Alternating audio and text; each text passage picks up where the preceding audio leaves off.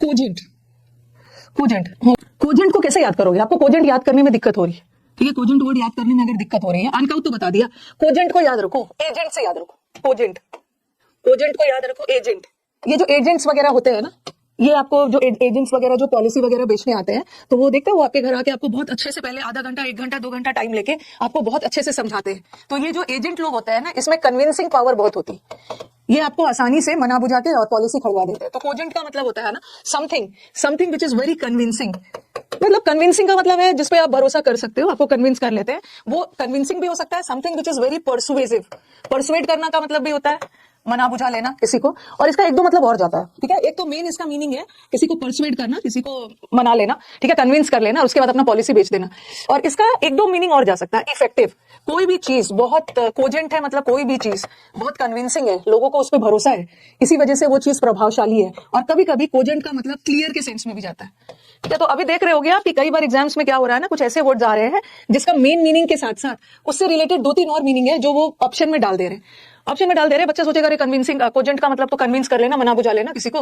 तो इफेक्टिव कहां से आ गया? इफेक्टिव भी होता है, प्रभावशाली है। क्यों? क्योंकि वो बहुत कन्विंसिंग है, आपको उस पर भरोसा है, वो बहुत प्रभावशाली है, बहुत क्लियर है। लेकिन यहाँ पे इन्होंने कन्विंसिंग दिया, ठीक है, कन्विंसिंग दिया है। नहीं, फ्लैटर थोड़ी होता, फ्लैटर अलग होता। फ्लैटर तो चापलूसी हो गया।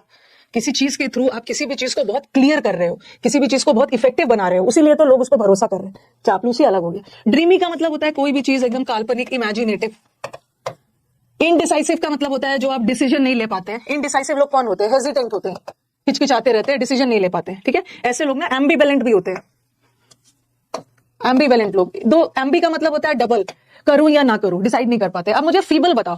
फीबल का मैंने बहुत अच्छा वर्ड्स आपको करवाया। फीबल यहाँ पे लिख रही हूं। ऐसा आपको बताया था ना, फी भी नहीं दे पा रहा है बेचारा, फी देने में भी सक्षम नहीं है, फी देने में भी सक्षम नहीं है, फी भी नहीं दे पा रहा है, बहुत कमजोर है, वीक है। और बताओ वीक, और क्या क्या बताया फीबल का?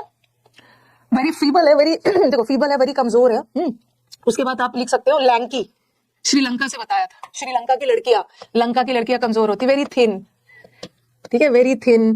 फर्म का मतलब है दृढ़ निश्चय, और इनफर्म का मतलब होता है जो लोग थोड़े फर्म नहीं होते हैं, कमजोर होते हैं। और भी आपको कुछ वर्ड्स बताया था। ब्रिटल, आसानी से टूट जाए, कोई भी चीज ब्रिटल है। फ्रेजाइल है, फ्रेजाइल का मतलब भी होता है बहुत नाजुक, वेरी डेलिकेट, ठीक है, वेरी डेलिकेट है, कोई भी चीज बहुत नाजुक है। वेरी स्लीक का मतलब भी एकदम थिन, पतला, नाजुक वाले सेंस में, ठीक है, तो वीक के सेंस में जगह नहीं है। फ्लिम्सी है, हाँ लिम्सी, उसको लिम्सी खाने की जरूरत है। फ्लैसिड भी बताया था ना, फ्लिम्सी का मतलब भी कमजोर। फ्लैसिड, उसको अलसी खाने की जरूरत है क्योंकि वो कमजोर है। बहुत सारे वर्ड्स किए थे, तो यहाँ तो ये वाला।